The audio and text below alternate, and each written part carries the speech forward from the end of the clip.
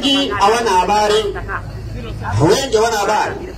Ni ulimwengu wa kidini na ulimwengu wa kisiasa umekamatwa na mnyama ambaye ni mnyama mwenye nambari 666. Sasa msomaji, naomba unipatie kwenye kitabu ni kile cha Ufunuo 13 tunapoenda kuangalia Mungu anasema nini katika maandiko yake kuhusiana na mnyama huyu ambaye amekamata dini na serikali. Amekamata dini na serikali, amekamata dini na siasa. Dunia yote imekamatwa. Msomaji, Ufunuo 13 na mstari wake ni yule. Kwanza soma Ufunuo 14 mstari wa 9. Inasema ndio, kisha malaika watatu wakafuata akisema kwa sauti kuu. Malaika watatu anafuata akisema kwa sauti kuu. Ndio, umeanguka Babeli. Umeanguka. Unasoma Ufunuo ngapi? Ufunuo 14 mstari wa 9. Barikiwa. Kisha malaika watatu wakafuata akisema kwa sauti kuu. Ndio, mtu awaye yote akimsujudia huyo mnyama na sanamu yake. Ukikubali kuingia kwenye ibada ya mnyama huyu na hata sanamu yake, kwani kuna mnyama aliye na sanamu yake, nipe habari, na kuipokea chapa katika kipaji cha uso wake. Na ukikubali kupokea chapa ya mnyama huyu katika kipaji cha uso wako, ndio yeye naye atakunywa katika mvinyo wa ghadhabu ya Mungu iliyotengenezwa pasipo kuchanganywa na maji. Wapi? Mbele ya malaika wake watakatifu, katika kikombe cha hasira yake, naye atateswa kwa moto na kiberiti mbele ya malaika watakatifu na mbele za mwana kondoo. Kwa hiyo wapendwa, kuna mnyama mwenye nambari 666 ambaye anataka kuabudiwa, na Mungu tayari ametupatia tahadhari ili tujihadhari na yeye. Na anasema mtu yeyote akiingia kwenye ibada ya mnyama huyu na sanamu yake na akubali kupokea chapa ya huyu mnyama katika kipaji cha uso wake au katika mkono wake, atakunywa katika mvinyo ghadhabu ya Mungu iliyotengenezwa pasipo kuchanganywa na maji katika kikombe cha hasira yake. Ina maana ya kwamba Mungu ana kikombe kilicho na hasira yake, ghadhabu yake, na baadaye watateswa kwa moto na kiberiti mbele ya malaika watakatifu wakiona na mbele za Yesu. Msomaji, ghadhabu ya Mungu ni nini? Ufunuo 15 somo 1. Nini maana ya ghadhabu ya Mungu? Maana mtu yeyote atakaye kubali kuingia kwenye ibada ya mnyama huyu na sanamu yake na kupokea chapa yake atakuja kwenye mvinyo wa ghadhabu hiyo. Sasa naomba nifundishe kidogo na ili nipewe watu hata nafasi ya kuuliza maswali. Msemaji, changamka. Inasema hivi. Ndio. Kisha nikaona ishara nyingine kutoka katika mbingu. Hapa tuna uhuru wa dhamiri na tuna uhuru wa kujieleza. Kwa hiyo kile ambacho tutakisema kwa thibitisho za maandiko ambayo watu wanadai kuyaamini. Alafu ukiona uko na hoja ama uko na swali ungependa kuuliza, tunakupa nafasi, unachukua kipaza sauti na unauliza na tunajibu. Lakini pia ukiona ya kwamba uko na tofauti na sisi katika hali ya hoja na ungependa tukupe kipaza sauti utetee hoja yako, bora usilete hadithi, ulete hoja za maandiko. Tutakupa kipaza sauti, utoe hoja zako, alafu tukuuliza maswali. Hata sisi tuko tayari kufundishwa na kuuliza maswali. Lakini ukilemewa na swali, basi tutajua kuna shida. Msemaji, naam, uko wapi? Ufunuo 15 somo 1. Inasema hivi. Ndio. Kisha nikaona ishara nyingine katika mbingu. Nikaona ishara nyingine katika mbingu iliyo kubwa na ajabu. Malaika 7 wenye mapigo 7 ya mwisho. Kumbe kuna mapigo 7 ya mwisho. Maana katika hayo mapigo 7 ya mwisho ghadhabu ya Mungu imetimia. Kumbe ghadhabu ya Mungu ni mapigo 7 ya mwisho. Tulia. Kumbe wale ambao wataingia kwenye mnyama huyu, ibada yake na sanamu yake na kupokea chapa yake, wanangojea kupokea mapigo 7 ya mwisho, na baadaye wataangamizwa kwa moto na kiberiti. Sasa swali, huyu mnyama ambaye anataka kuabudiwa, ambaye amekamata wafalme wa dunia na amekamata viongozi wa dini, amekamata hata dini na siasa, swali, huyu mnyama ametoa mamlaka yake wapi? Ufunuo 13, naomba nipe mstari wa 4. Inasema hivi. Nipe habari. Wakamsujudu yule joka. Maandiko yanasema watu wakaabudu joka kwa sababu alimpa huyo mnyama uwezo wake. Maana angalia, ati watu wakaabudu joka, kwa sababu njoka alimpatia mnyama uwezo wake. Kumbe huyu mnyama amepewa uwezo na nani? Na joka. Huyu mnyama amepewa uwezo na nani? Na joka. Kwa hiyo njoka, uwezo ulio na huyu mnyama unatoka kwa joka. Unatoka kwa joka. Joka ni nani huyo msemaji? Naam. Naomba nipo Ufunuo 12, sema kenda, teremka. Yule joka katupwa, yule mkubwa. Ndio. Nyoka zamani aitwa Ibilisi na Shetani. Kumbe njoka ni nani? Ni Shetani. Endelea. Audanganya ulimwengu wote. Kumbe makusudi ya Shetani anataka kudanganya ulimwengu wote. Hata hapa mtu hapa kabisa wanaenda kudanganyika kabisa, na wanadanganyika kabisa, na wana habari kabisa. Kumbe njoka Shetani andanganya ulimwengu wote, ili ulimwengu wote uingie kwenye ibada ya mnyama. Alafu baada ya kujiunga na mnyama ama kwa katika ibada ya mnyama, baadaye watapokea mapigo 7 ya mwisho, na baadaye watatekeswa na moto. Sasa msomaji, naam, huyu mnyama ambaye anataka kuabudiwa, huyu mnyama, Ufunuo 13 mstari wake ni ule wa 2. Anza moja ukiteremka. Inasema hivi, twende. Kisha nikaona mnyama kutoka katika bahari. Yohana wa Patmo alionyeshwa mnyama anatoka baharini. Alafu mwenye pembe 10 na vichwa 7. Ako na pembe 10 na ako na vichwa 7. Ndio. Na juu pembe zake na vilemba 10. Safi. Na juu vichwa vyake majina makufuru. Ako na majina makufuru. Ndio. Na yule mnyama niliyemuona alikuwa mfano wa chui. Ndio. Na miguu yake ilikuwa kama miguu ya dubu. Huyu mnyama anafanana chui, ana miguu kama ya dubu. Twende. Na kinywa chake kama kinywa cha simba. Nipe habari. Yule joka Shetani akampa nguvu zake na kinywa chake cha enzi na uwezo mwingi. Kwa hiyo huyu amepewa nguvu, kete cha enzi akalie na uwezo mwingi. Na nani? Na joka Shetani. Unaona? Kwa hiyo huyu kiti ambacho amekalia ni cha nani? Cha Shetani. Uwezo alio nao wa nani? Wa Shetani. Nguvu alizo nazo duniani ni za nani? Ya Shetani. Kwa hiyo nguvu za Shetani ziko kwa huyu mnyama. Uwezo wa Shetani uko kwa huyu mnyama. Na kiti ambacho amekalia ni cha nani? Cha Shetani. Ni cha Shetani. Sasa msomaji, naam, kwa hiyo amekalia kiti cha Shetani. Shetani aliweka kiti, huyu mnyama akakalia. Na Shetani mpango wake alisema, wacha nikae nyuma ya nini? Sema nyuma ya kiti. Nyuma ya kiti. Alafu akaambia mnyama, kalia kwenye kiti. Mimi niko nyuma ya kiti. Kwa hiyo Shetani yako nyuma ya pasia.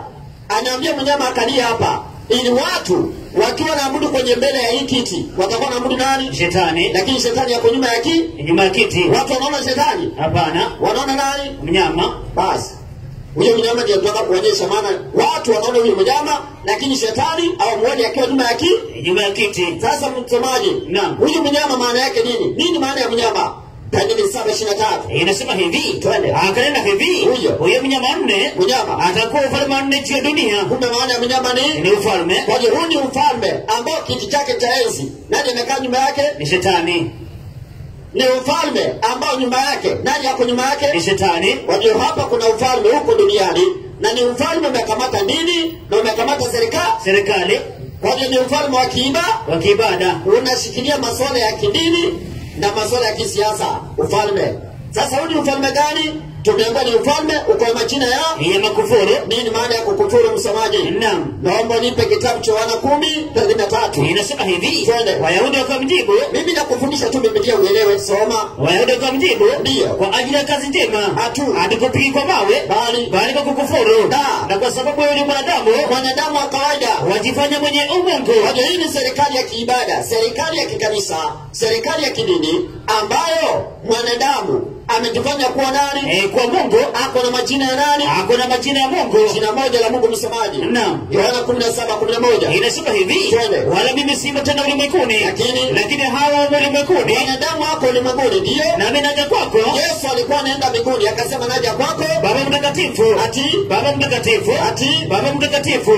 Baba mtakatifu. Kumbe mbinguni kuna nani? Kuna Baba mtakatifu. Kumbe mbinguni kuna nani? Kuna Baba mtakatifu. Mbinguni kuna nani? Baba mtakatifu. Mbinguni kuna nani? Baba mtakatifu. Mbinguni kuna nani? Baba mtakatifu. Mbinguni kuna nani? Baba mtakatifu. Sasa kuna mwingine ambaye anaitwa Baba mtakatifu kama Mungu. Nipe katekisimu. Uko nayo? Kabisa. Barikiwa. Sasa angalia, je, kuna mwingine tunamwekelea ama hata wao wanakubali ya kwamba kuna Baba mtakatifu mwingine ako duniani na mahali ameketi ni serikali ambayo inakamata serikali na dini. Ni serikali ya kiibada. Atuwekelei, tunakubali maandiko yaongee bila kuongeza neno. Soma. Katekisimu ya maswali na majibu. Ndio. Inatokana katekisimu ya kanisa Katoliki. Ukurasa wa 50. Ndio hivi watu waone. Barikiwa. Soma. Ukurasa wa 50. Twende. Inasema hivi. Wanauliza swali. Baba mtakatifu ni nani? Wanauliza swali. Je, Baba mtakatifu ni nani? Wewe ungeulizwa kama Mkristo ambaye anaamini Biblia, ungeulizwa Baba mtakatifu ni nani? Ungesema ni nani? Ni Mungu aliye mbinguni. Lakini watu waambie kabisa. Twende. Baba mtakatifu ni mrithi wa mamlaka mtakatifu wa Mtume Petro. Twende. Ni askofu wa Roma. Ni askofu wa Roma. Kwa kulingana na Waroma wanatuambia Baba mtakatifu ni nani? Ni askofu wa Roma. Lakini maandiko yanatuambia Baba mtakatifu ni nani? Ni Mungu aliye mbinguni. Sasa tuamini kwa Katoliki, tuamini wa Roma, ama tuamini maandiko matakatifu ya Biblia? Tuamini maandiko matakatifu. Kwa hiyo unaona, kwa hiyo ni serikali iko duniani. Mungu alitabiri habari zake. Wasalonike wa pili 2 mstari wake anza wa 3. Inasema hivi. Mungu alitabiri kitambo ya kwamba hii serikali itainuka duniani na ni serikali ya Baba mtakatifu. Mtu ameketi kama Mungu, anaitwa Baba mtakatifu kama Mungu. Akiketi kwa hiyo kiti, yeye ni Baba mtakatifu, yeye ni Mungu. Lakini anakula kama mimi na wewe. Lakini ameketi kama nani? Kama Mungu. Kama Mungu duniani. Na amekamata dini na amekamata serikali. Soma tusikie Wasalonike wa pili 2:3. Inasema hivi. Ndio. Mtu yeyote asidanganye kwa njia yoyote. Maana haiji isipokuja kwanza ule ukengefu. Siku ya Bwana haiwezi kuja hadi ukengefu ukuje. Lakini leo kuna watu ambao wanadanganya, akiwemo nabii Oworo. Wanadanganya ya kwamba ati mpinga Kristo atakuja baadaye. Mpinga Kristo atakuja baada ya watu kunyakuliwa. Hiyo ni uongo. Maandiko yanasema Yesu hawezi kuja mpaka mtu wa kuasi afunuliwe. Je, leo kuna watu wanamfunua? Leo wachungaji wanamfunua? Hapana. Je, viongozi wa dini leo wanamfunua? Hapana. Soma tusikie. Mtu yeyote asidanganye kwa njia yoyote. Kwa nini? Maana haiji siku ya Bwana Yesu kuja usipokuja kwanza ule ukengefu hadi ukengefu kuje akafunuliwa yule mtu wa kuasi. Nani? Mwana wa uharibifu. Mwana wa uharibifu. Yule mpingamizi. Amekupinga wewe? Hapana. Nimepinga Kristo. Twende. Ajinua nafsi yake juu ya kila kitu cha Mungu. Mpinga Kristo amejinua nafsi yake juu ya kila ambacho kinaitwa Mungu. Ama kuabudiwa. Yeye mwenyewe anaabudiwa. Hata yeye mwenyewe. Wapi? Kuketi katika hekalu la Mungu. Ameketi kanisani. Akijionyesha nafsi yake kana kwamba yeye ndiye Mungu. Amejifanya Mungu. Mungu mbinguni akiitwa Baba mtakatifu, anasema hata mimi ni Mungu. Na maana ya kwamba ameanzisha ibada yake duniani na amekatana ibada ya Mungu, ameketi kama Mungu, akakataa ibada ya Mungu na akasema mimi ni kama Mungu duniani. Akasema mimi ni kama Mungu duniani. Kwa hiyo amekataa Mungu wa Biblia, amekataa Mungu. Msemaji? Naam. Amekataa Mungu na ameketi duniani kama nani? Kama Mungu. Sasa Baba mtakatifu wa duniani, amechukua nafasi na ameketi, anasema ameketi kwa niaba ya Mungu. Sasa jana tuliweza kuangalia habari za huyu jamaa ambaye serikali ya kikanisa, serikali ya kiibada. Hii serikali tukoone imeleta mambo ya ajabu duniani. Lakini leo nataka nikuonyeshe si hii serikali peke yake inafanya kazi. Hii serikali kuna mwingine anamsaidia. Msemaji? Nani mwingine anamsaidia ili abudiwe? Kuna huyu mnyama ambaye tumeangalia. Tumeona serikali ya Vatican, serikali ya Vatican hii. Serikali ya Roma ya kikanisa. Sasa msemaji? Ufunuo 13:11. Kuna mnyama mwingine. Kwa hiyo ndume ni wawili. Kuna mnyama na kuna huyu. Na wanyama wawili wanafunga historia dunia wakitumika na choka shetani. Somo sikie. Inasema hivi. Ngoja kidogo utatuelewa tu. Somo sikie. 13:11 Ufunuo inasema. Twende. Kisha nikaona mnyama mwingine akipanda juu kutoka katika nchi. Mnyama alionekana mwingine kando na huyu akitoka katika nchi. Kumbuka huyu mnyama wa kwanza alitoka baharini. Huyu wa pili anatoka katika nchi. Bahari inasimamia nini? Isaya 17:12 ndio turudi hapo. Nikuonyeshe historia dunia inapoenda kufungwa. Kuna wanyama wawili ambao wanateka dunia zima na watu wote hawana habari. Hata wafalme wa dunia hawana habari, wametekwa na hizi serikali mbili. Mnyama wa kwanza, serikali ya kwanza na mnyama huyu wa pili, serikali ya pili. Hizi serikali mbili ndio zinafunga historia ya dunia. Soma andiko. Inasema hivi, twende. Uvumi wa bahari, uvumi wa watu wengi wanavuma kama uvumi wa bahari. Kumbe watu wengi wanafanisha na nini? Na bahari. Watu wengi wanafanisha na nini? Na bahari. Kwa hiyo huyu mnyama anapotoka katika bahari ameshika ama amekamata watu wengi. Maliza.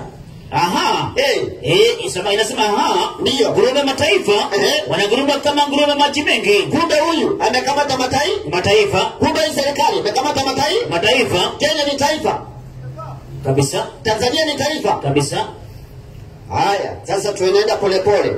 Sasa msomaji, Ufunuo 13 rudi 11. Inasema hivi, huyu mnyama ambaye anatoka katika nchi ni serikali ambayo ininuka mahali hakuna watu wengi. Soma. Inasema hivi, twende. Kisha nikaona mnyama mwingine akipanda juu kutoka katika nchi. Nikaona serikali inainuka mahali hakuna watu wengi. Twende. Na alikuwa na pembe mbili, mfano mwana kondoo. Hiyo serikali ilipoinuka ilikuwa na pembe mbili, mfano mwana kondoo. Mwana kondoo ni Yesu.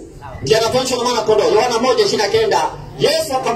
Yohana akamwona Yesu anakuja kwake, akasema, tazama mwana kondoo Mungu anayechukua dhambi ya ulimwengu. Yesu kisoma Mathayo 11 na mstari wa 28 na hata 29, Yesu anasema, mjifunze kwangu kwa kuwa mimi ni mpole na mnyenyekevu wa moyo. Kwa hiyo serikali ilipokuwa inuka duniani, ambaye ilinuka maeneo yasiyo na watu wengi, iliinuka bila kupigana vita, kwa njia ya unyenyekevu, kwa njia ya upole, hii serikali. Lakini baadaye, maliza andiko, akanena kama joka. Akanena kama joka. Ni serikali gani hii inanena kama shetani? Kwani shetani anaongea aje?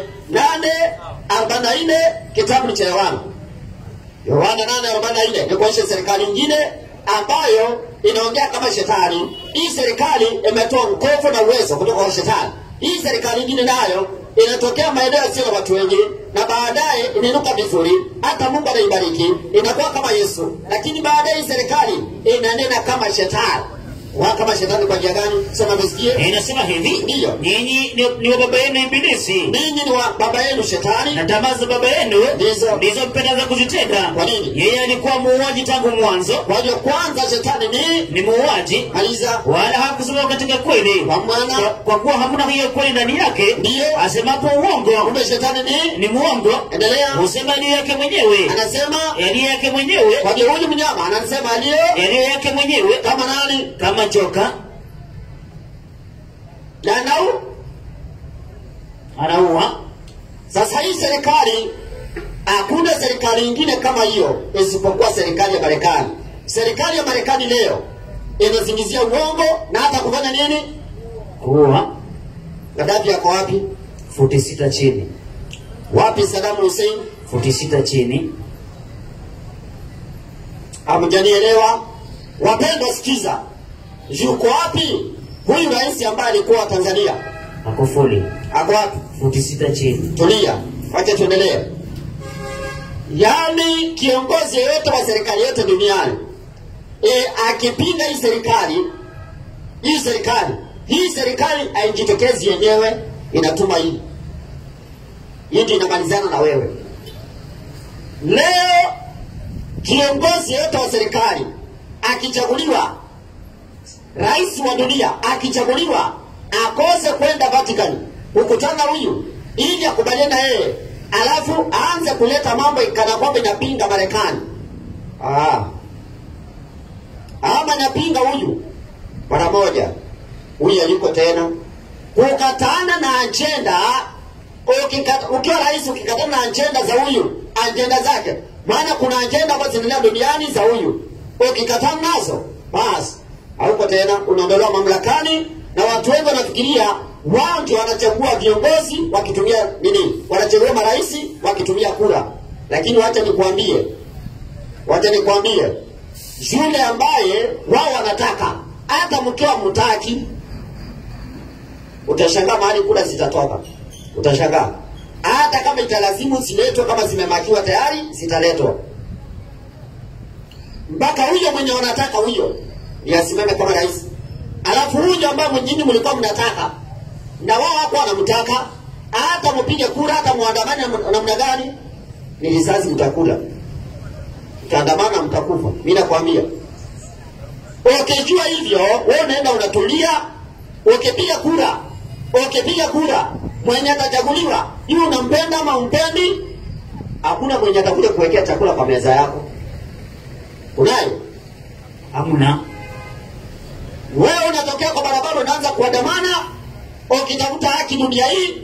Mimi nakwambia, mnyonge ana haki dunia hii. Haki yetu mwenye anaweza tupatia haki ni Mungu peke yake. Wanadamu duniani kwanza wakipata pesa, wengi wanapata pesa wanakuwa fisadi.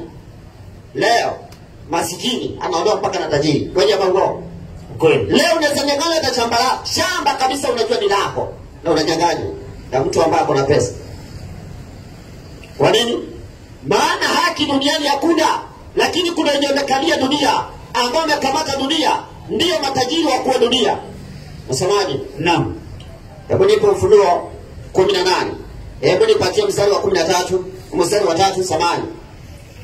Sikiza.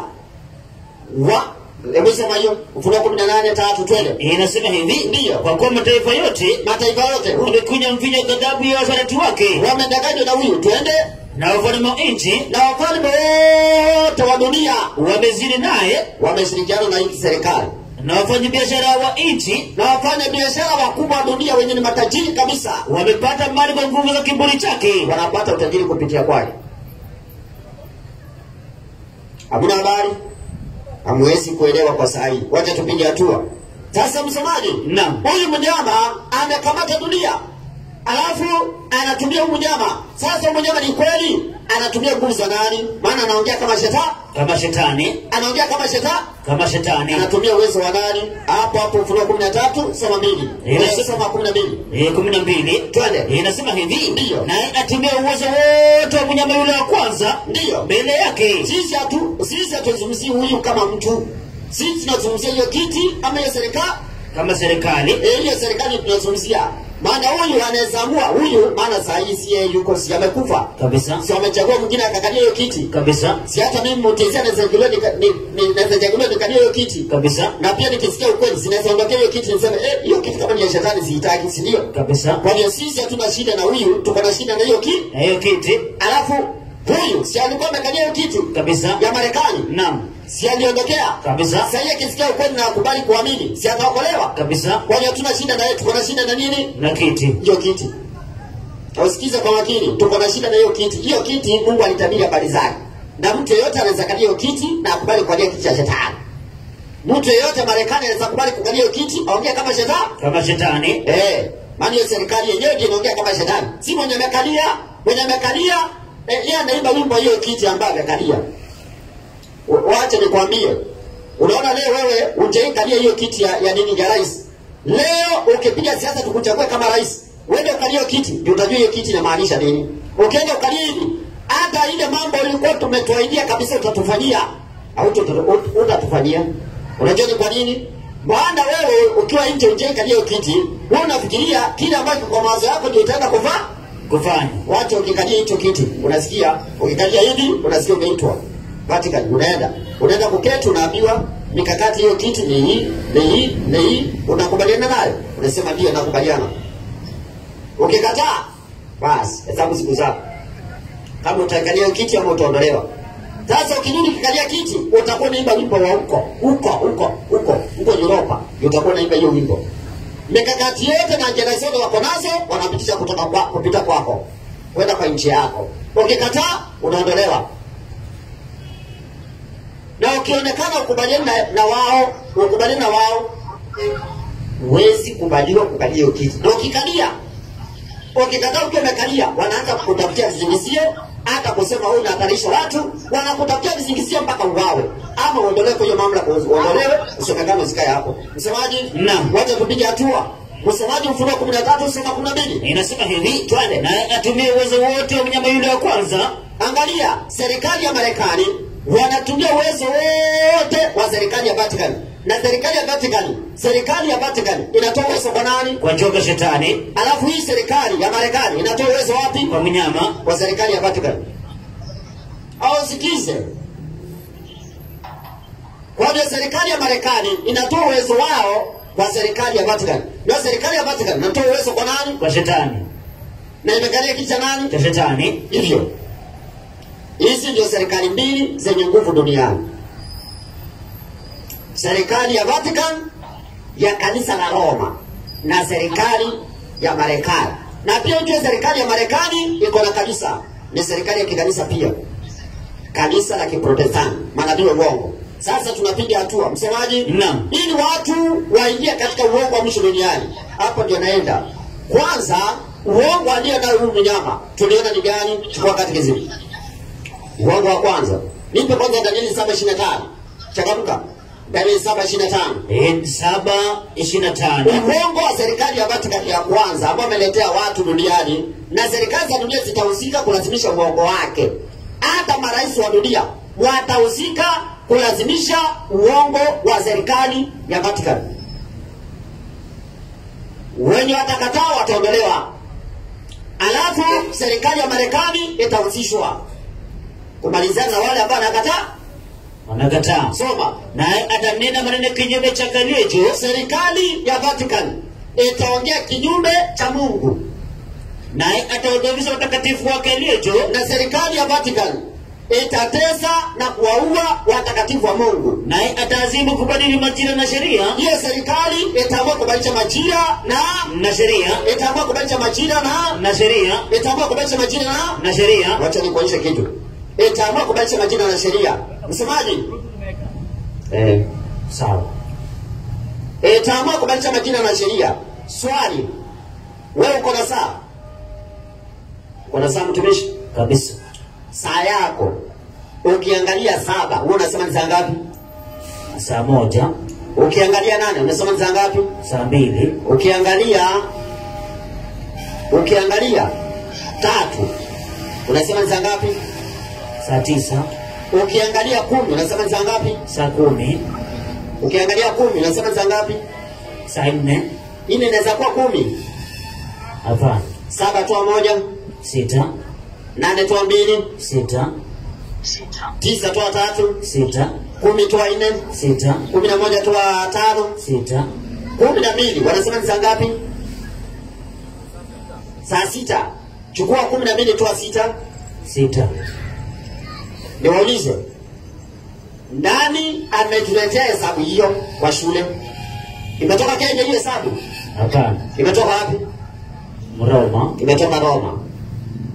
Education system. Sikiza, masomo ambayo tunasoma si yetu. Yameletwa, tumeletewa. Sasa wakatuambia 7 ni 1, tukiingia kwa masaa. Lakini ukienda pale kwa mwenye anauza ndizi, ukimwambia nipatie 7 bananas, haisi kupatia 1. Maana 7 si 1, si kwa pesa. Lakini kija kwa masaa unaambiwa 7 ni 1. 8 ni 2. Haya, wacha niwalete pole pole. Kwa hiyo serikali imedanganya watu. Imewadanganya kwamba katika mambo ya majira akabadilisha majira na nini nyingine akabadilisha na sheria. Sasa tunaanza na majira alafu tukuje kwa sheria. Nikuonyeshe sheria gani imebadilishwa, na viongozi wote wa kidini na viongozi wa serikali wanaenda kuhusika, isipokuwa watu wa Mungu ambao wanasimamia ukweli na haki, nao watatafuta kuuawa. Juu kama uko tayari kutetea imani wewe, maana Danieli walitetea, Shanda Mesha na Abednego walitetea, Martin Luther walitetea, mitume wa Yesu walitetea, na waliishia kufungwa gerezani. Yohana Mbatizaji aliishia kufungwa gerezani. Tunakuja polepole ndio mtatuelewa. Sasa sikiza.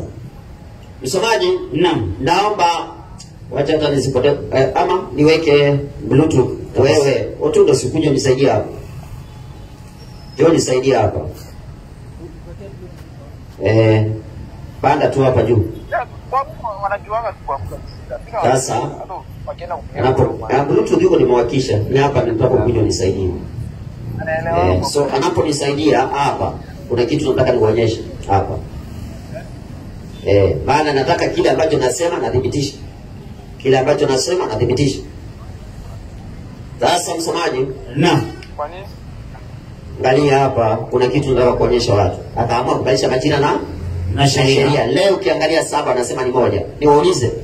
Leo watu wanasema 7 o'clock. Wakiangalia saa, si ndio? Kabisa. Watu wanasema 7 o'clock. Au wanasema 7 o'clock. O'clock, unajua maana yake? Hawana habari. Unajua maana ya o'clock? O'clock ni maneno mawili. Ho ni two words, maneno mawili yameshikanishwa, lakini yameshikanishwa na kitu kinaitwa apostrophe. Yaani o alafu apostrophe clock. Clock ni saa. Clock ni saa. Saa. Hata ile ukuta inaitwa clock. Wall clock. Saa. Hii inaitwa clock. Ho inasimamia opposite. Sasa unaposoma saa, unasema 7 o'clock. Wanakuambia wewe sema, ninaposema 7 o'clock inamaanisha opposite. Ninasoma opposite clock. Yaani nasoma saa opposite. Mbona usome opposite? Si usome vizuri. Ho inasimamia opposite. Enda Google. Itakwambia ni contrary clock. Yaani unasoma saa kinyume. Yaani opposite. Nani amekufanya usome saa opposite na ukakubali kwa mawazo yako? Ni Waroma. Waroma gani? Wa kanisa. Niko nifahamu kama mimi ni kwa kila mtu anaona. Sawa, wacha nitakwanifahamu. Sasa rudisha vizuri vile iko, vile nikipeleka mbele italeta shida. Haya, sasa angalia. Wameisha majira, ukiangalia saa, wakiangalia saa wanasema moja. Sasa ili watutie sita yao, wanakufanyia hivi. Wanakuambia chukua 7 toa 1 ni 6. 8 toa 2 ni 6. 9 toa 3 ni 6. Hiyo ni 6 ya kwanza. 6 ya pili yao. Msomaji? Naam. Wanakuambia siku inaanza saa 6 za usiku. Swali. Biblia inafundisha saa 6 siku inaanza saa ngapi? Acha tuulize Biblia. Ni kuonyesha vile watu wamedanganywa na kanisa la Roma, na hata leo watu wa kanisa na hata serikali wamedanganywa. Wamedanganywa kwa nini? Tunasikiza. Si leo mkivuka mwaka mnaenda kungojea kwa kanisa ifike saa 6 za usiku ndio sema umevuka mwaka. Kabisa. Si leo watu wanasema tunaenda kushika mtoto Yesu, ikifika saa 6 za usiku mtoto Yesu amezaliwa. Watu hiyo andiko wa Kristo mwenyewe wanasema Yesu kazaliwa tarehe 25 mwezi wa 12 saa 6 usiku. Kama hamuna mnyamaze na msiwahi kusherehekea Christmas tena. Ya wapagani, ya shetani. Si ya Kristo. Yesu hakuna mahali Biblia inasema Yesu kazaliwa tarehe 25 mwezi wa 12. Mahali ambapo katika Biblia kumetajwa tarehe 25 mwezi wa 12 ni mfungwa alikufunguliwa gerezani na ilikuwa ni Babeli kabla Yesu hajazaliwa. Ninyi mnasherehekea mfungwa. Mkisema ni Yesu mnasherehekea tarehe 25 mwezi wa 12. Kama kuna Mkristo kuna andiko nasema hivyo, tafadhali tusidanganyane. Biblia iko hapa, kipaza sauti kiko hapa, kuja tuonyeshe ni andiko gani wa Kristo mlisoma ikawaambia Yesu kazaliwa tarehe 25 mwezi wa 12. Hiyo ni system ya Roma ili waletea Yesu mbadia ati alizaliwa tarehe 25 mwezi wa 12. Yes, Yesu mwenyewe alitoka mbinguni na akarudi mbinguni ati alizaliwa hiyo tarehe. Si yeye. Ikiwa Herode mwenyewe Yesu akizaliwa alijua Yesu amezaliwa tarehe ngapi? Kama angejua wakati alikuwa anatafuta Yesu kuuawa, si angeenda aseme watoto wote ambao wamezaliwa tarehe 25 mwezi wa 12 mwaka huu wanafaa kuuawa. Si Yesu angeuawa hapo? Kabisa. Lakini alisema watoto wote ambao wamezaliwa miaka 2 na kurudi chini wauawe. Maana alipiga hesabu akaona miaka 2 itaisha tangu Yesu azaliwe. Alijua tarehe. Alijua siku. Hapana. Kama kuna mwenye anaweza kutuambia saa na siku Yesu kazaliwa, unajua ni nani? Wale ng'ombe. Maana Yesu kazaliwa katika uli ya ng'ombe. Hao ng'ombe ndio tunafaa kuuliza. Sio wenye wako sasa hivi ndio walikuwa wakati huo. Na labda Mariamu na Yusuf walisema hapana. Katika Biblia wanaisema Yesu kazaliwa tarehe 25 mwezi wa 12. Walitoa wapi? Wakristo mlitoa wapi? Watoto wachana na hiyo. Ni serikali ya Roma limedanganya watu ya kwamba Yesu kazaliwa tarehe 25 mwezi wa 12. Mwezi wa 12. Hiyo sherehe ile utesi ya Wakristo inasherekewa mpaka na wapagani, hata walevi wanasherekea kwa kunywa pombe, inasherekewa hata na muganga. Muganga ajenga kanisa tangu mwaka uanze. Anangojea Ikifika tarehe 25 mwezi 12 ni mganga anaenda kanisani. Ati anaenda kusherehekea Yesu. Mlevi anaenda akitembea, leta sikukuu bwana, leta sikukuu. Wapi sikukuu? Anaitisha sikukuu. Sikukuu ya kuzaliwa kwa Yesu inasherekewa na mlevi. Yaani watu wamedharau Yesu kiasi hicho hata wanamsherekea kilabu wakikunywa pombe. Na vijana wengi baada ya kumaliza form 4 wengine class 8 ndio wanajifunza kuvuta bangi, kunywa pombe, kuchana miraa wakati wanasherekea Christmas.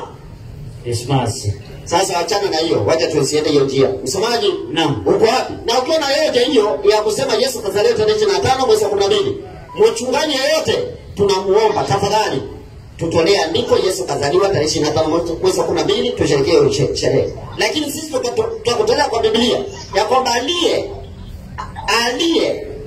usika na hiyo tarehe 25 mwezi wa 12 alikuwa ni mfungwa, alikuwa amefungwa gerezani akafunguliwa. Mfungwa yanatajwa katika Biblia. Sasa msomaji, naam, uko wapi? Je, siku inaanza saa ngapi, inaisha saa ngapi? Naomba nipatie kitabu ni kile cha mambo ya Walawi. Naomba nipe Walawi 23 soma 39. Inasema hivi, twende. Itakuwa kwenye sabato ya kustarehe kabisa. Itakuwa kwenu sabato ya kustarehe kabisa. Nanyi mtacheza nafsi zenu. Ndio. Siku ya kenda mwezi wakati wa jioni. Kuanzia jioni. Tangu jioni hata jioni. Ndio. Mtaishika hiyo sabato yenu. Kumbe siku inaanza jioni hata jioni. Hata siku inaanza jioni hata jioni. Ayanzi saa 6 za usiku? Hapana. Je, jioni labda ni saa 6 za usiku? Msemaji? Naam. Je, jioni ni saa 6 za usiku? Naomba nipe kitabu cha Marko 1:32. Inasema hivi, twende. Hata kulipokuwa jioni, na jua limekwisha kuchwa, na jua limekwisha kuchwa. Kumbe jioni ni jua likitua. Jua likitua ndio inaitwa jioni. Si saa 6 za usiku. Kwa hiyo siku inaanza jioni hata jioni. Kwa hiyo leo ilipofika jioni, ni siku gani iliisha ikaanza nyingine? Imeisha Wednesday. Jumatatu imeisha. Alafu inaingia siku gani? Thursday. Alhamisi itaenda usiku wa leo.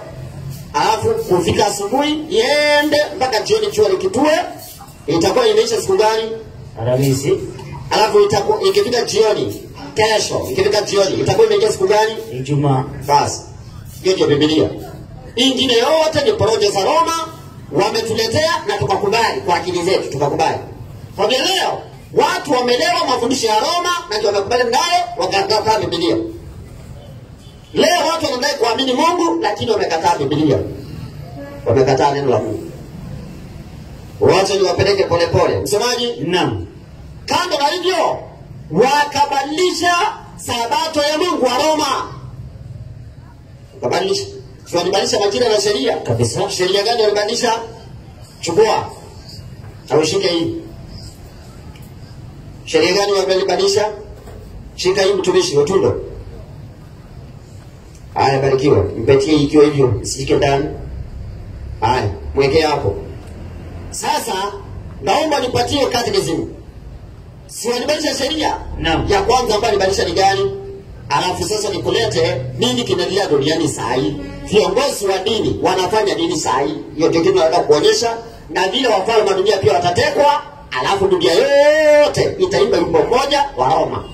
Watu wapende wasipende. Ndio maana unaona masuala ya kidini yanataka kuingiliwa na serikali. Unajua ni kwa nini? Hauna habari. Wacha nikulete polepole. Msomaji? Naam. Na si mara ya kwanza masuala ya dini kuingiliwa na serikali. Hata wakati wa Shanda Kamishna na Abednego ili watupa ndani ya moto, tanuru iliyokuwa inawaka moto, ilikuwa ni watu wa serikali ya Babeli wakaingilia masuala ya dini. Shanda Kamishna na Abednego wakatupa ndani ya moto, maana walikataa ibada gani? Kuinamia sanamu. Ya kuinamia sanamu. Sanamu ni amri gani ya Mungu ambayo inakataa ibada ya sanamu? Ya nne. Wewe. Ya pili. Amri ya pili ambayo inasema usijifanyie sanamu ya kuchonga. Kwa hiyo serikali ya Roma walikataa, serikali ya Babeli ilikataa amri ya ngapi? Ya pili. Ndio? Naam. Haya, katika ufalme wa Wamedi na Wajemi si waliingia masuala ya dini? Kabisa. Nani akaekwa ndani ya tundu la simba? Danieli. Wale wambunge waliyeketi chini katika bunge wakaweka sheria, wakasema kuna mwingine anafaa kuabudu isipokuwa Dario. Watu wasiabudu Mungu wa mbinguni, waabudu Dario. Hiyo ni amri ya ngapi inakataliwa? Ya kwanza. Ya kwanza inasema usiwe na miungu mingine ila mimi. Lakini Dario ameketi kama Mungu. Alafu Dario akiwa ni rais ama akiwa ni mfalme wa serikali ya Wamedi wa Jemi wakati huo, akapelekewa ile sheria ambayo imetengenezwa na wambunge wakiongozwa pia na watu wa viongozi wa dini. Wakapelekea nani? Dario, ambaye ndiye alikuwa rais. Alafu akaweka nini? Akaweka sahihi. Hiyo sheria iliweka sahihi. Iliingilia masuala ya dini kabisa. Iliingilia masuala ya ibada kabisa. Ilifanya Danieli atupe ndani ya tumbo la simba kabisa. Wewe sikiza kwa makini, si mara ya kwanza hiyo mambo inaenda kufanyika na nikujulie inajirudia. Wacha tuendelee. Naomba nipatie hiyo kitabu. Unasoma wapi? Katekisimu ya Maswali na Majibu. Ndio. Inatokana katekisimu ya Kanisa Katoliki. Kanisa Katoliki si kanisa la Wakenya, ni kanisa la Roma. Kwa hiyo serikali ya Roma ina control wa Kenya. Soma sikie. Ukurasa 133. Twende. Wanasema hivi. Aje. Katika Agano la Kale, Mungu alitenga siku ya saba. Iwe siku ya mapumziko ya mwanadamu. Ndio. Kama vile yeye mwenyewe alivyopumzika siku ya saba. Kwa hiyo wanajua Mungu alipumzika siku gani? Ya saba. Na iliwekwa hivyo hata katika Agano la Kale. Waliozungumza ni manabii. Twende. Ilikuwa ni siku maalum ya mwanadamu kusali na kumwabudu Mungu. Kwa hiyo wanajua hiyo siku ilikuwa ni maalum ya kusali na kumwabudu nani? Kumwabudu Mungu. Nipe habari. Katika Agano Jipya, ndio siku ya Bwana ilibadilishwa na kuwa siku ya Jumapili. Kwa hiyo wanasema ati siku ya Sabato ilibadilishwa na kuwa siku gani? Ya Jumapili. Wanasema siku ya Sabato ilibadilishwa na kuwa siku gani? Ya Jumapili. Tuulize swali. Ikiwa siku ya Sabato ilibadilishwa na kuwa siku ya Jumapili, swali. Ilibadilishwa na kuwa siku ya Jumapili, kwani ilikuwa siku gani? Chukua hiyo kitabu kingine yao. Hiyo, barikiwa. Wewe, watu ndio hujaniwekea kitu vizuri. Haiendi.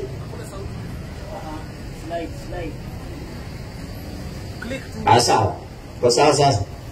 Angalia hapa. Na nataka kuwekea video. Wao walibadilisha siku ya Sabato wakapeleka Jumapili. Na Biblia inasema Sabato ni siku ya ngapi? Sema ya saba. Ya saba. Ndio wanasema alibadilisha Sabato kutoka siku ya saba kapeleka Jumapili. Ina maana ya kwamba Jumapili iweze kuwa siku ya saba. Haya, sasa soma. Wanauliza swali. Unauliza swali gani? Which is the Sabbath day? Kwa hiyo wao wanajua Sabato siku gani? Wanauliza which is the Sabbath day? Wanauliza Sabato siku gani? Twende. Wanajibu lao ni Saturday is the Sabbath day. Ati Saturday is the Sabbath day. Hiyo kitabu nasoma kinaitwa hivi. Convert's Catechism of Catholic Church by Peter Kierman, page 50. Enda kwa bookshop zao kanunue. Iko hapo. Convert's Catechism of Catholic Church by Peter Kierman, Cardinal Peter Kierman, page 50. Ukurasa wa 50 ndio tunasoma. Rudia. Wanauliza which is the Sabbath day? Wanauliza siku ya Sabato ni gani? Saturday. Wanasema Saturday is the Sabbath day. Wanasema ndio siku ya Sabato. Why do we observe Sunday instead of Saturday? Kwa nini tunatunza Jumapili badala ya Sabato? Twende. Jibu lao ni we observe Sunday instead of Saturday. Tunatunza Jumapili badala ya Jumamosi. Kwa nini? Because the Catholic Church, kwa maana kanisa Katoliki na ni kanisa la Roma, ndio in the Council of the Laodicea, katika mkutano wa Laodikia 336 AD, mwaka wa 336, transferred the solemnity from Saturday to Sunday. Walibadilisha Sabato, wakatoa Jumamosi wakapeleka Sunday. Sisi tuliwaambia ni Mungu aliwaambia walibadilishe? Hapana. Ni mitume? Hapana. Ni Yesu? Hapana. Ni Mungu? Hapana. Sasa mniambie nafuata nani? Tumeona kiti amekalia cha nani? Ya Shetani. Kwa hiyo kwa ufupi nani alimuelekeza kubadilisha? Joka Shetani. Basi. Kwa hiyo leo watu wakifanya ibada Jumapili hawafuati Mungu, wanafuata nani? Shetani. Kupitia serikali gani? Ya Roma. Basi leo unajua, wacha niwaambie ukweli ya kwamba Ukristo ulio katika Biblia sio Ukristo ambao watu wako nayo saa hii Kabisa. Ukristo ambao watu wako nayo saa hii, wakirudi kwa Biblia wapime Ukristo wao na Biblia, wataona vitu mbili tofauti. Kwa hiyo sikiza, Ukristo ni mara mbili: Ukristo wa uongo ambao unatoka Roma, na Ukristo wa kweli ambao unatoka kwa Mungu, unaongozwa na maandiko matakatifu ya Biblia. Wewe ndio unachagua, unataka Ukristo wa Roma ama unataka Ukristo wa maandiko ya Biblia. Unajua leo wa Roma kule uzunguni, wa Roma wamekuja na Biblia, wakakuja na hiyo Biblia ambao wanadai kuiamini, lakini wakatuletea Ukristo mwingine kinyume cha hiyo Biblia, kinyume cha Biblia. Lakini Wakristo wa kweli ambao nakubali Biblia wanafaa kurudi kwa hiyo Biblia, waulize, je, Ukristo ambao Mungu alipeana katika maandiko yake, je, ni huo ambao wa Roma wanatuletea? Hamjanielewa? Unajua leo watu wameharibu na wamechukia kanisa leo, mpaka kuna watu waendi kanisa kwa maana wameona kanisa ni utapeli. Unajua ni kwa nini?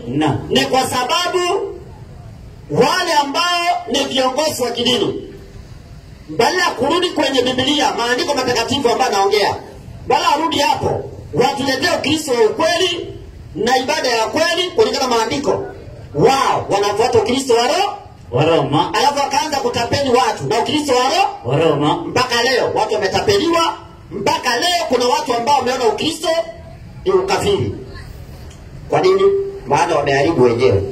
Wewe unataka kuniambia leo, swali nikuulize, wewe unataka na kesho ndio nitakuonyesha ni kwa nini makanisa ni mengi. Makanisa hayafai kuwa mengi, tunafaa kuwa na kanisa moja.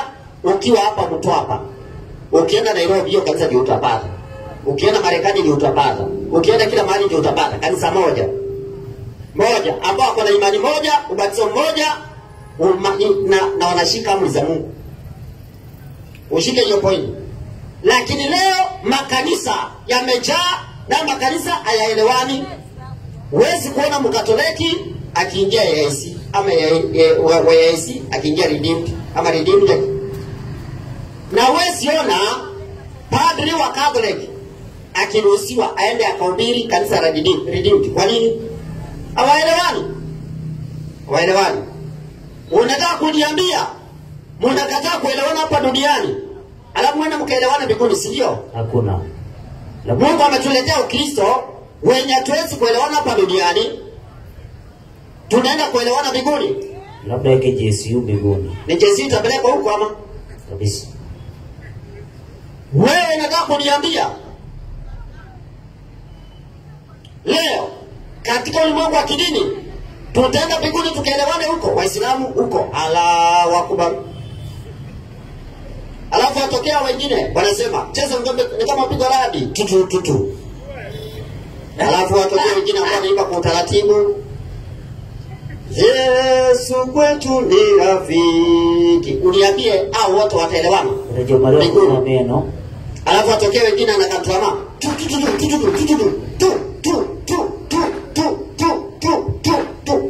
wa bendera watokee wote wanaenda dungu moja. Amna. Watu wa Mungu, tuangalie maandiko yanasema nini.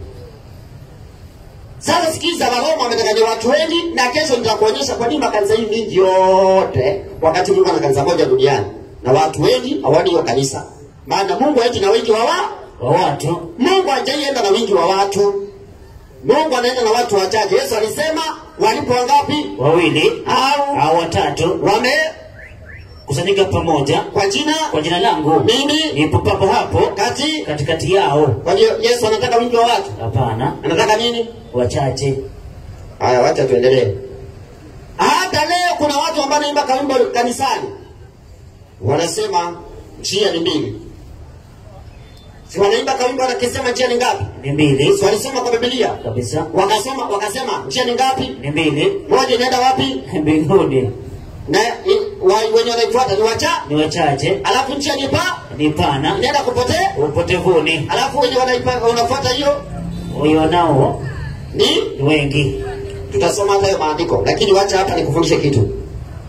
Sasa msemaji? Naam. Kwa hiyo wote walibadilisha Sabato, wakatoa Jumamosi siku ya saba, wakapeka siku ya kwanza Jumapili. Nipe Qur'ani. Alafu wacha nikuwekee video. Ndio kama itacheza.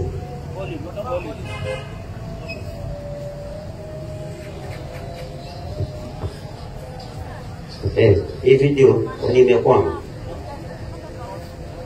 Mpango wa shetani. Unaona kama inaongea? Imekwama. Sauti nafikiri uko sawa. Lakini video wale inakwama. Ama nitafuta mahali pengine mahali iko tuisikize. Asoma msomaji. Qur'ani 16:124 nasema, Barikiwa. hakika siku ya Sabato, Hakika siku ya Sabato, Jumamosi. kumbe Waislamu kulingana wao Sabato siku gani? Ni Jumamosi. Wakristo kulingana na Biblia Sabato ni Jumamosi. haya. Naomba nipe kitabu cha Mathayo.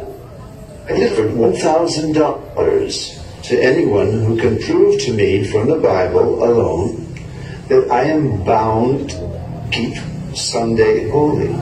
Ongeza huko. There is no such law in the Bible. It is a law of the Holy Catholic. Sawa. Haya, wacha kwanza tumsikize I huyu. have repeatedly offered $1,000 anyone who can prove to me from the Bible that I am bound to keep Sunday holy.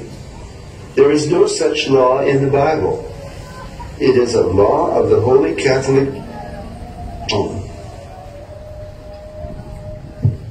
Haya, tunapotengeneza hii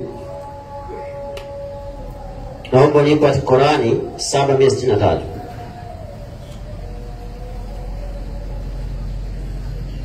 Qur'ani 7:63.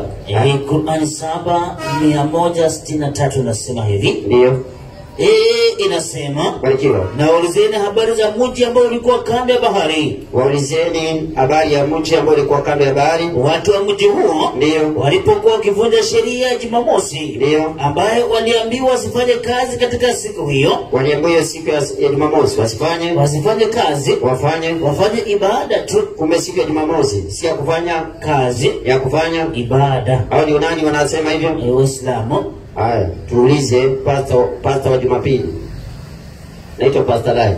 Kabisa. Wacha tumuulize. Which did not come from God. Sunday worship is of the devil. If you didn't know, in my lips, I'm telling you the truth. I'm not a prophet of doom. I'm a prophet of God. I'm telling you, this thing about Amesema Sunday ilitoka kwa nani? Ngoja. Yesu ni Kiingereza ameongea. Amesema Sunday ilitoka kwa wapi? Wewe wacha niweke tena. Wacha ianzie, alafu tuendelee nayo pole pole tu. Haya, angalia, sikiza. which did not come from God. Sunday worship is of the devil. If you didn't know, read my lips. Amesemaje? Yes. Sunday worship is of the Therefore, ati ibada ya Jumapili ni ya shetani. ni mimi nimesema ama ni yeye? Huyu si ni Pastor Lai? Kabisa. Si kwa makanisa Mombasa hili? Naam, JCC. Kumbe anajua. Kwa hiyo hao wachungaji hao kumbe ni pesa wanatafuta tu, wanajua ukweli. Kumbe anajua ukweli. Ndio hawezi kukwambia ukweli, tasikiza. Lakini saa zingine anakuambia wewe uchague. I'm telling you the truth. I'm not a prophet of doom. I'm a prophet of God. I'm telling you this. Haya. Wanaweza sema huyo tumeweka si yeye. Wacha tuwekee tuonyeshe ni yeye.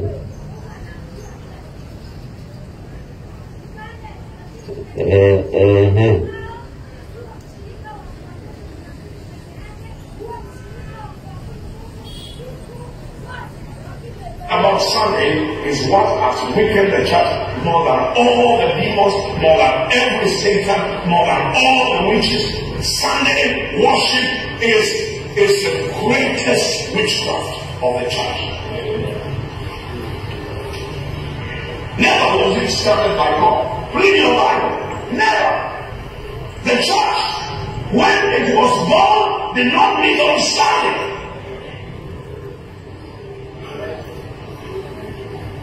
I know I'm getting into your knots because you like to come to church on Sunday. I'm going to help you or discourage you. If you are discourageable, you will be discouraged because you are going nowhere. But if you are going somewhere, you will be. Something will jump in the inside of you and say, I'm living wrong. And I'm not going to live like this anymore. Unasikia vile amesema ya kwamba ibada hiyo haikutokana na Mungu kamwe. Kwanza amesema, alafu akasema ninajua unasikia kana kwamba na kuingilia kwa sababu unapenda kuja kanisani Jumapili. Ninaenda kuvunja moyo ama nikusaidie? Kama ni kuvunjika moyo utavunjika, lakini kama ni kusaidika utasaidika. Na kitu itaingia ndani moyo wako useme ninaishi vibaya na sitaendelea kuishi hivyo tena. Yeye anasema Sunday worship was an intention of the devil to weaken the church. Anasema ibada ya Jumapili ilikuwa ni mpango wa shetani kudhoofisha kanisa. Ule ni pastor wa Jumapili anasema hivyo. Atumwekelei, si ndiye alisema? Enda YouTube ziko. Si alisema kwa kanisa lake? Kabisa. Enda kwa YouTube andika Pastor Lai na uandike mambo na saba. Itakuletea YouTube. Yeye mwenyewe ndiye aliweka hiyo video huko akijua. Nini anasema? Alirekodiwa na ikawekwa kwa kanisa lake. Kwa hiyo wanajua sababu siku gani. Sasa ili msipoteze muda msomaji. Kuna mtu ambaye anaweza tumika na shetani sana wachungaji ambao wanadanganyika na shetani wanasema ati ibada ni siku zote. Ati ibada ni siku zote. Hapa kuna mtu ameshinda ibada leo? Yuko? Hakuna. Kuomba ndio siku zote. Msomaji? Naam. Ati kuomba ndio siku zote? Ndio siku zote. Kuomba nipe Luka 18:1. Alafu mtutolee andiko nasema ibada ni siku zote. Mtutolee hiyo. Kwanza somaji alafu ni kuonyesha ibada zile siku zote. Luka 18:1 nasema, twende. Akawaambia mfano aje ya kwamba ndio imewapasa kumwomba Mungu siku zote. Ati imewapasa kumwomba Mungu siku zote. Kwa hiyo kuomba Mungu ndio siku zote. Kuomba Mungu ndio siku zote. Kuomba Mungu ndio siku zote. Ibada naomba nipe Ezekiel 46. Leo kuna watu wanatunga na shetani kabisa kwa maneno yao, si kwa Biblia. Unajua kuna maneno ya mtu na kuna maneno ya maandiko. Wale ambao wanadai kufanya ibada wanahitaji kurudi kwa maandiko. Leo umeshinda kanisa kuabudu ama umeshinda biashara yako? Kama unasema ibada siku zote, mbona unaenda ibada leo? Waacheni kudanganya watu. Soma andiko. 46 kuomba ni siku zote na tunafaa kuomba bila kukoma. Ndio maana kabla kila jambo tunaomba, lakini ibada ni siku zote. Hapana. Hebu soma. Bwana Mungu asema hivi. Ni wewe unasema ama ni Mungu? Ni Mungu. Anasemaje? Lango la uo ndani la kanisa lielekea upande wa mashariki. Twende. Litafungwa siku sita za kazi. Litafungwa siku sita za kazi. Kwa hiyo maandiko yanajua kwamba kanisa inafaa ifungwe siku sita za kazi. Kwa hiyo wenye wanafungua kanisa kila siku wamekosea. Maana kanisa inafaa kufungwa lango lake siku sita za kazi. Siku sita watu wanafaa kwa wapi? Kazini. Siku sita watu wanafaa kwa wapi? Kazini. Kanisa. Lakini siku ya Sabato litafunguliwa. Hao wengine ni matapeli wanafungua ndio uende huko wakakukimbie. Siku sita ndio za kazi. Unafaa ufanye kazi. Usianze atunaenda kanisa kila siku alafu unakosa kufanya kazi, alafu useme Mungu anabariki kazi ya mikono yako. Anataka ufanye kazi siku sita. Ndio hiyo anataka Mungu ufanye kazi siku ngapi? Siku sita. Ikifika siku ya Sabato uende kanisani. Ndio lango la kanisa linafaa kufunguliwa ili watu waende wapi? Kwenye ibada. Siku gani? Siku ya saba. Siku ya saba ya Sabato. Hivyo kwa hiyo Mungu amekupatia katika siku saba ambazo yeye mwenyewe aliziweka, akasema sita nimekupatia, enda utafute riziki, enda ufanye kazi. Lakini ikifika siku ya saba ya Sabato, enda kwenye ibada. Leo watu wanageuka hiyo, wanasema ibada ni siku zote na bado wanadanganya, maana hata waendi siku zote. Unajidanganya. Na umeshinda kazini leo. Na unasema ibada siku zote, leo umeshinda ibada. Mungu ameweka siku moja kushinda ibada siku yote, hakuna kufanya kazi, unashinda ibada. Hiyo ndio kitu shetani hataki. Hiyo hataki siku nzima ukae hapo. Na ndio maana unaona matanga Sabato. Niambie kama mazicha ziakangi Saturday. Friday watu watu wanasema members day ndio wende wakalewe, ikifika Sabato hauko soma, utaenda kanisani, akumteja. Hiyo ndio mpango wa shetani. Leo mambo ya chama inaweka siku gani? Ya Sabato. Hiyo ni mpango wa nani? Wa shetani. Ili usiende kanisani. Hivyo. Leo shetani ametukuza siku yake ya Jumapili, na wale ambao wanasema ati ibada siku zote. Mbona unaenda kwa Jumapili? Mbona usiende siku zote? Waacheni kutundanganya. Wacha tusome Biblia tuelewe na tufuate Biblia. Unless wewe uamini Biblia. Nasikia mwingine akisema ati kanisa ni roho yako. Soma Yeremia. Yaani swali lote, na kama uko na swali ndio ukae pale uliza swali. Usitetee na huko kwa giza. Maana wenye anatetea kwa giza, kwa nini wanatetea huko? Nipe Yohana 3. Usitetee kwa giza, mwenye anatetea kwa giza. Sikia ni kwa nini anatetea kwa giza. 3:19 soma. Alafu tuangalie, je, kanisa ni moyo wako?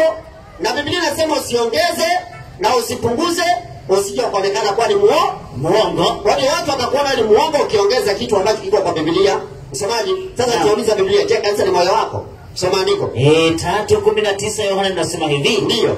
Inasema safi. Na hii ndio hukumu ya kuwa nuru imekuja ulimwenguni. Nuru imekuja ulimwenguni na watu wakapenda giza kuliko nuru. Ndio. Kwa maana matendo yao yalikuwa maovu. Wengine matendo yao ni maovu. Maana kila mtu atendaye mabaya huichukia nuru. Ndio. Wala haji kwenye nuru. Matendo yake yasitaka ikakemewa. Kwa shida yake hataki matendo yake yakemewe. Kwa maana anaongea kwa giza. Sasa msamaji, kanisa ni moyo. Kanisa ni moyo. Naomba nipe Yeremia 17. Uko hapo? Kabisa. Naomba nipe mstari wake wa 9. Twende. Inasema hivi. Ndio. 17:9 Yeremia inasema, naam, moyo huwa mdanganyifu kuliko vitu vyote. Na ndio watu wanasema ni kanisa. Kabisa. Ati moyo huwa mdanganyifu kuliko vitu vyote. Watu afadhali kusema kanisa ni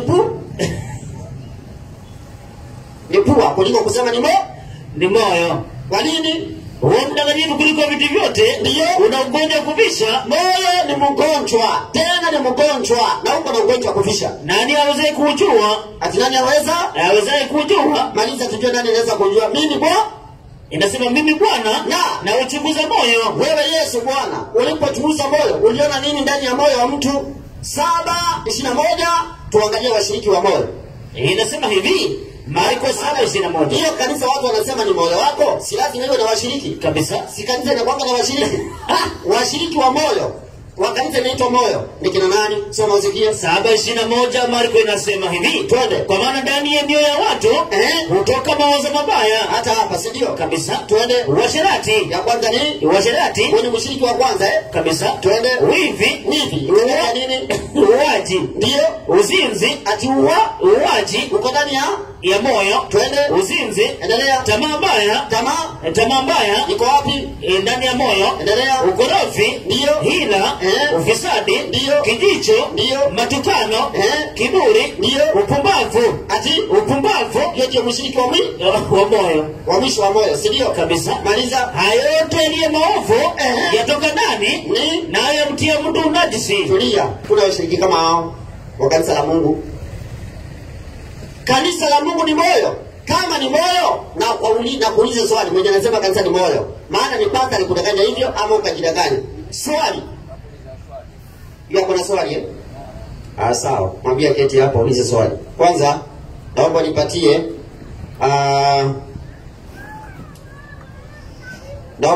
Matendo ya Mitume 11:26. Alafu nimpe nafasi ulize swali. 11:26 inasema hivi. Ndio. Hata alipokwisha kumuona, alafu akamleta Antiokia. Wakamleta Paulo Antiokia. Ikao kwa muda wa mwaka mzima, wakakusanyika pamoja na kanisa. Walio kina Paulo na wengine walikuwa wamekusanyika ndani ya moyo wa nani? Hiyo ni swali. Endelea. Na kuwafundisha watu wengi. Hao watu walikuwa wamekusanyika kwa moyo wa nani kama kanisa ni moyo? Ampe kipaza sauti. Bwana Yesu asifiwe. Unaamini Biblia? Nilikuwa nakuuliza hivi. Ngoja, mimi naitwa Mutisia. Unaitwa nani? Alex, unaamini Biblia? Naamini Biblia. Ampe kipaza sauti tuone kama unaamini. Haya, nipe Wakorintho wa kwanza 11:7. Inasema hivi. Ndio. Kwa maana kweli haimpasi mwanamume kufunikwa kichwa. Mpe kipaza sauti. Unaamini hiyo andiko? inasema mwanaume hafai kufunika. Uliza swali sasa. Alex. Nilikuwa nakuuliza hivi. Hii kanisa SDA ni siku gani? Wanaabudu siku gani? Wanaabudu siku gani? Mpe kipaza sauti. SDA kwanza inamaanisha nini? Si kanisa hii. Jina hiyo SDA inamaanisha nini? Seventh day. Seventh day, mpe kipaza sauti. Seventh day. Naomba nipe Exodus. Naomba nisomee hata Kiingereza. Hiyo jina imetoka hapo. Kiingereza 27 unasoma kitabu gani? Exodus 20. Soma hata Kiswahili tu. Tutatafsiri. Naomba nipe kitabu cha Kutoka 20 soma 8. Inasema hivi. Ndio. 28 Kutoka inasema, barikiwa. Ikumbuke siku ya Sabato itakase. Ikumbuke siku ya Sabato itakase. Ndio. Siku sita fanya kazi. Utende mambo yako yote.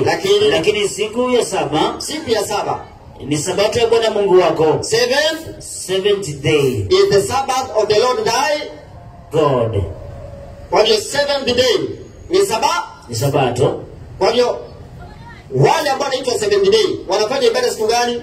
Ya Sabato. Na tunaona Sabato siku gani? Jumamosi. Ampe kipaza sauti.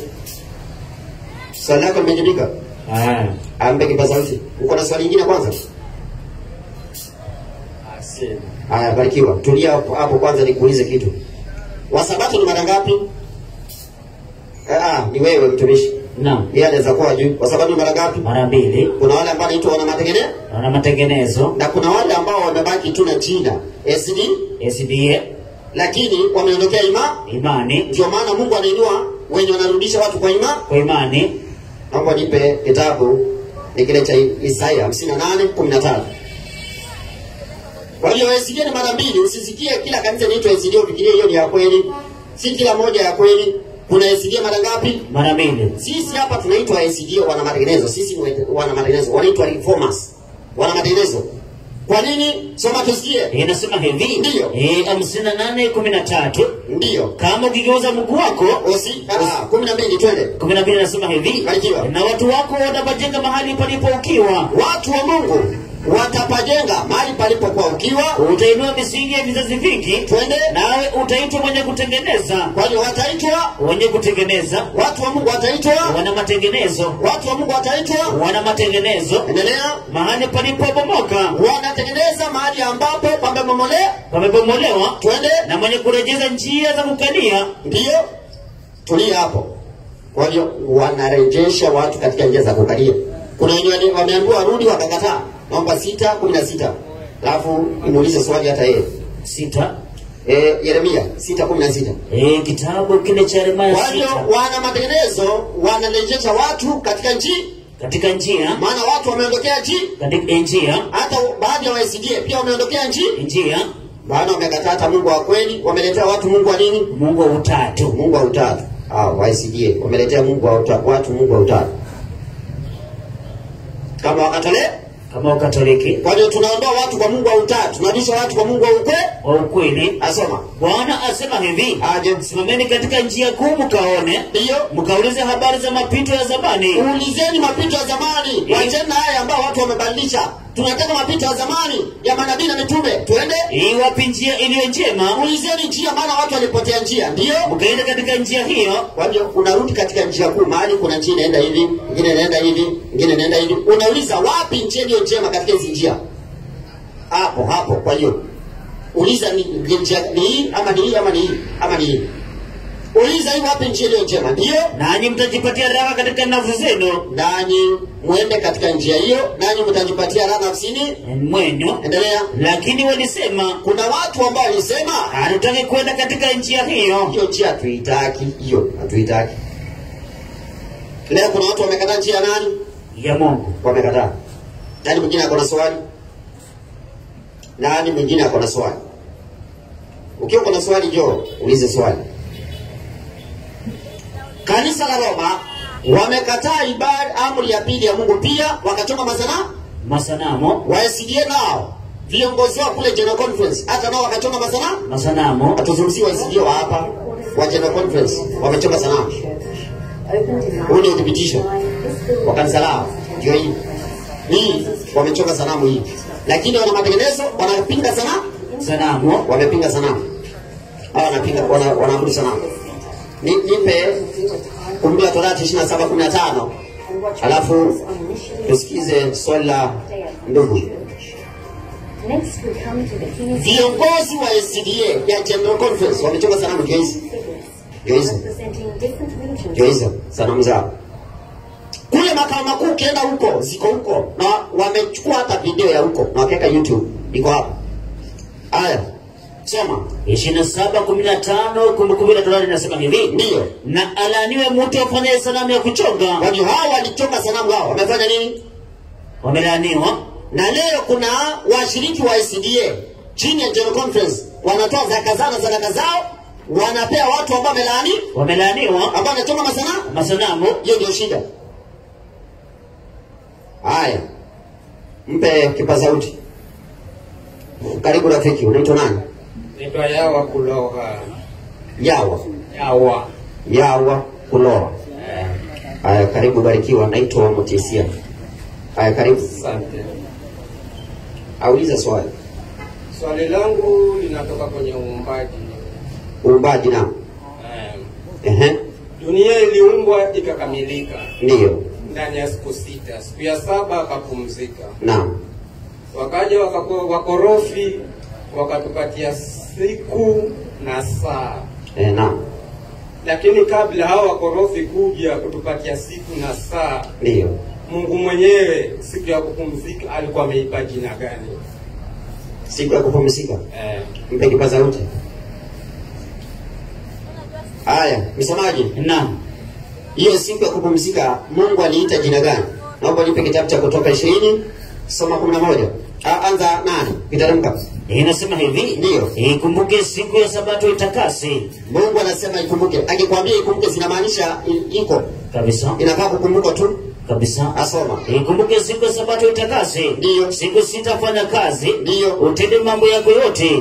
Lakini siku ya 7 ni Sabato ya Bwana Mungu wako. Ati siku ya 7 ni Sabato ya Bwana Mungu wako. Kwa hiyo siku ya kupumzika iliitwaje? Sabato. Mbele kwa sauti. Hivyo ndio inaitwa. Inaitwa hivyo Sabato. Siku ya 7. Ni Sabato.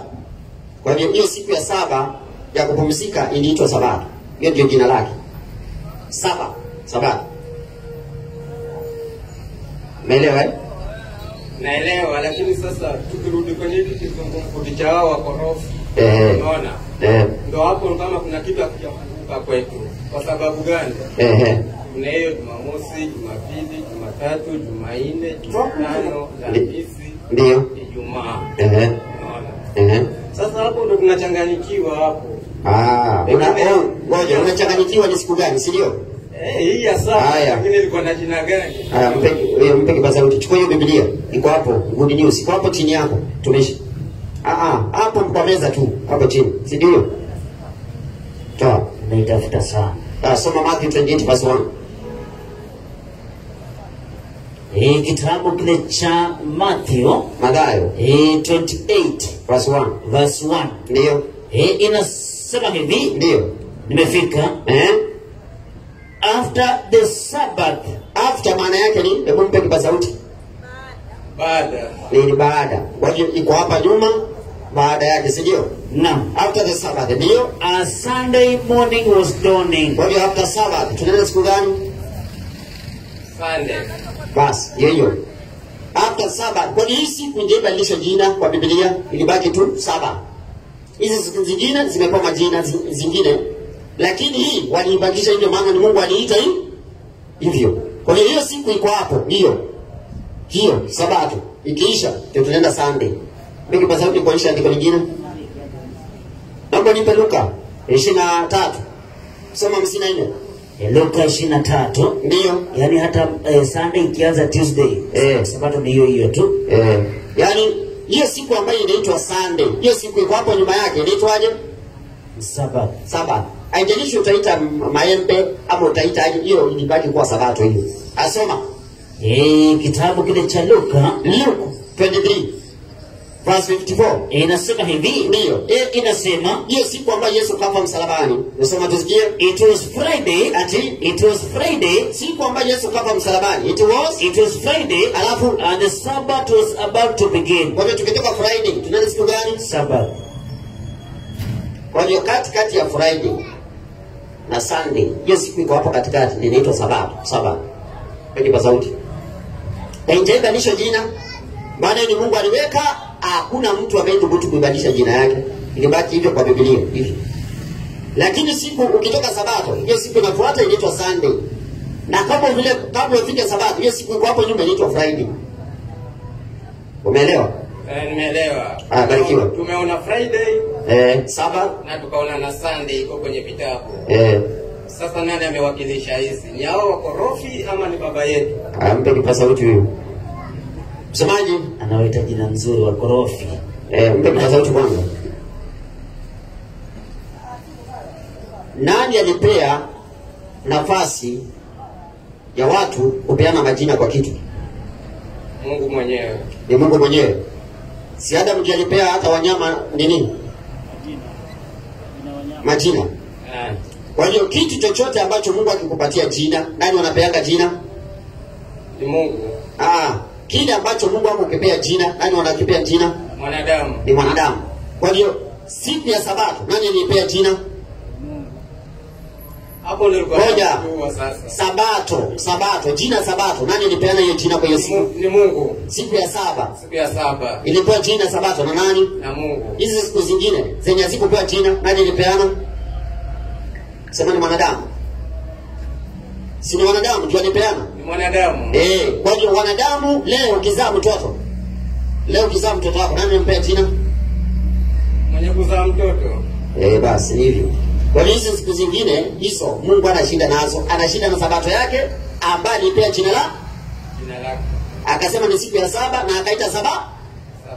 Hizo siku zingine hata ukitaka kuziita sijui maembe uziite aje, Mungu anashinda, lakini ukumbuke Sabato yake. Hii ndio peke yake. Waachane nayo. Ina jina lake na Mungu alipea. Hizi siku zingine Ijumaa wengine waite wengine waite Friday. Hiyo hata ukiita aje, yeye anashinda Mungu. Wewe ile alikwambia hiyo ni yake na alipea jina lake ni Sabato. Ndio usitoke hapo. Uikumbuke. Kwa hizi zingine zote, siku zingine zote wanacheza nazo, watazipenda. Lakini hii ya Sabato inabaki hivyo kwa Biblia. Umeelewa? Naelewa. Iko hivyo. Kwa hiyo hao wakorofi walipoita hii nchi Kenya, si tunakubali inaitwa Kenya? Tunakubali. Tunakubali. Na hiyo haina shida na Mungu, kwa Mungu haina shida. Unaona? Inakuwa hivyo. Nataka kumaliza. Sasa wewe unaenda kanisa? Naenda kanisa. Kanisa gani?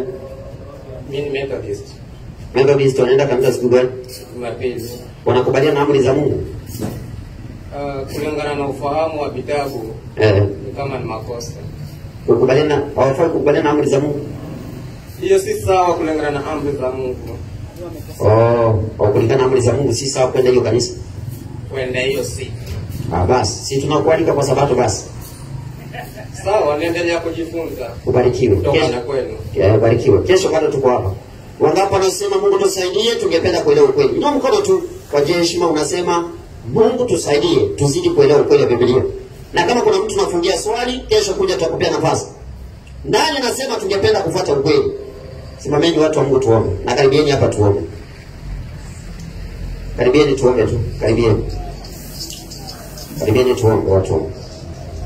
Sikiza wapendwa. Karibieni tu, karibia. Hata karibia hapa mahali yuko. Karibieni tuombe. Tungependa kuomba pamoja. Umoja ni nguvu, utengano ni udhaifu. Na Mungu angependa tushikamane, tusimamie ukweli. Sasa nisomea andiko moja wanapokuja. Maana naona wanakuja polepole. Soma andiko moja. Naomba nipe kitabu cha Ufunuo 18 mstari wa 4. Kujeni tuombe. Alafu tungependa tufungue mahali hapa. Hapa kunaitwaje Mtwapa, si ndio? Tungependa tutafute mahali pa kufanyia ibada. Kila siku ya Sabato Jumamosi tunakutanika, tunafanya ibada na tunajifundisha Biblia kwa undani. Wako tayari kwa hilo? na waulize maswali yao yote. Na ukiwa na swali lolote, hata hii sabato hii tutakuwa hapo. Ukiwa na swali lolote kuja nalo. Ukiwa na challenge tutakupea mpaka maiki ufundishe. Sisi hatuogopi ati mtu kuja afundishe washiriki wetu. Hatuna shaka. Maana tunajua maandiko yanafaa kuzungumza, si maneno ya sio maneno ya moto. Kwa hiyo tuachane maneno yetu, tuache vitabu viongee. Hivyo peke yake ndio tunaruhusu. Huo tunaruhusu vitabu viongee, Mutisia nyamaze. Na mtu mwingine yote anyamaze. Alafu tukubali vitabu viongee. Basi, hiyo. Hapo ni hivyo. Mali tutachagua tukiwa na nini? Tuseme hapa ndio tutakuwa tunakutanika. Tunafanya ibada kila Sabato na tunajifundisha Biblia na turuhusu maandiko yaongee peke yake. Hapo tutakusanyika. Wangapi wako tayari? Yesu anasema walipo wangapi? Wawili ama wangapi? Watatu. Wamekusanyika pamoja kwa jina langu. Yesu anasema niko hapo katikati yao. Yesu anasema hivi. Kwa hiyo kama uko tayari kabisa, tunaanza hii Sabato, hii Jumamosi. Hii Sabato inakuja hii. Hii ndio tunaanza. Wangapi wako tayari tutafute mahali tuwatangazie? Ama kuna mwenye anajua mahali tunaweza pata hall? Wangapi wako tayari tuwatafutie? Ama mwenye ako na uhakika anaweza pata mahali? Tuna mahali kwa hall, hata kama tutalipa. Tufanyie ibada hapo na tunajifundisha. Kanisa la Mungu ni kusanyiko, si jengo. Jengo ni mahali pa kufanyia ibada na kujificha mvua na kujificha nini? Jua. Tuko pamoja Naam. Lakini kanisa la Mungu linajengwa na moyo yaliyo hai, ambao ni mimi na wewe, ambao wamekubali ukweli wa maandiko. Wanaoshika amri za Mungu na imani ya nani? Imani ya Yesu. Na imani ya Yesu. Vitu ngapi? Hivi. Asoma hiyo andiko. Inasema hivi. Ndio. Kitabu kile cha Ufunuo 18 inasema. Ndio. Kisha nikasikia sauti nyingine kutoka mbinguni ikisema, sauti ya Mungu kutoka mbinguni inaitana. Inasemaje? Tokeni kwake enyi watu wangu. Watu wanaambiwa tokeni kwake enyi watu wangu. Kwa hiyo Mungu akona watu wake, anajua wengine wako kwa Uislamu, wengine wako kanisa Katoliki la Roma, wengine wako Redeemed, wengine wako makanisa ya Jumapili. Mungu anajua kuna watu wake huko na anawaita watoke huko wasimamie ukweli. Mimi sikwambii utoke kwa kanisa fulani, ujiunge na kanisa fulani. Mimi nakwambia toka mahali kwa uongo, mahali ambapo tumefunua uasi, alafu kuja wapi? Mahali tutajifunza ukweli na ukweli peke yake. Tusimamie ukweli huo kabisa.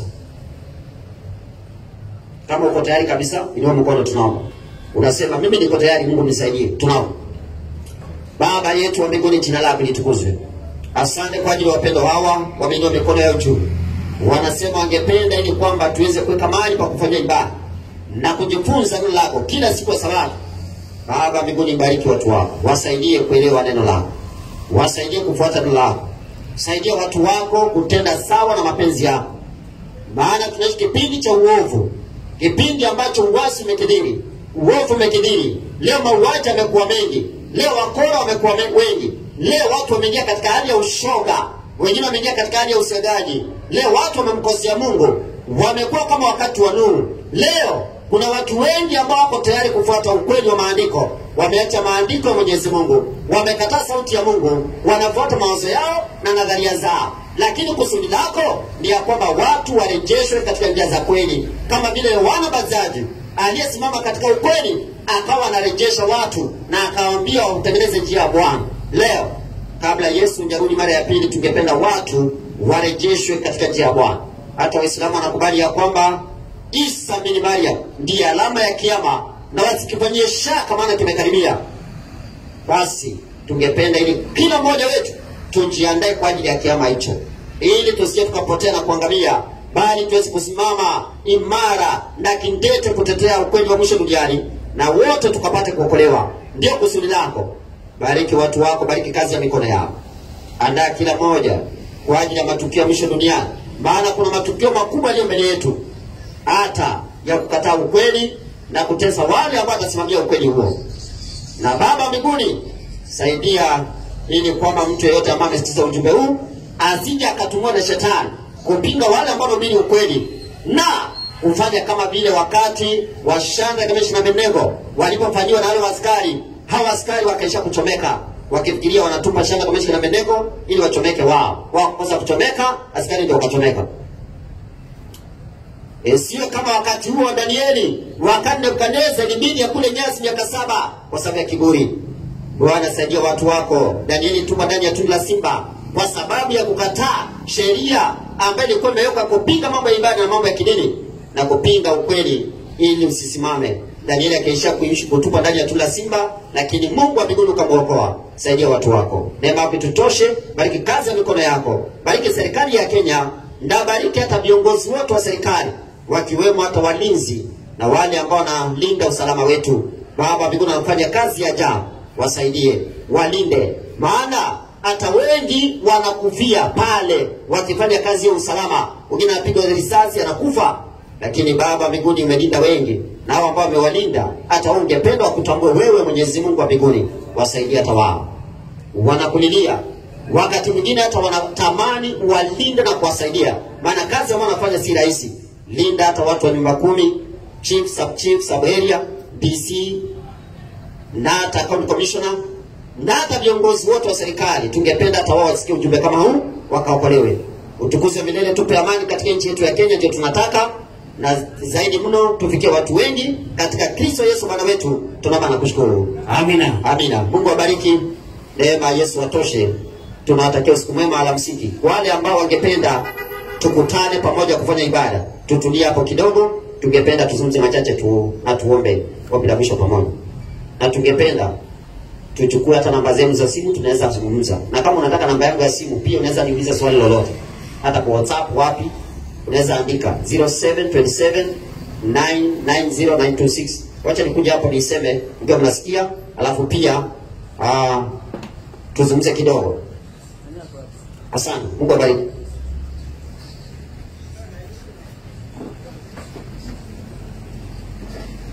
Haya wapendwa, tunashukuru sana kwa muda wenu ambao mmeweza kutupatia tuweze kuona kesho majaliwa ya Mwenyezi Mungu, na Mungu awabariki sana sana, na muwe na usiku mwema. Tukutane kesho majaliwa.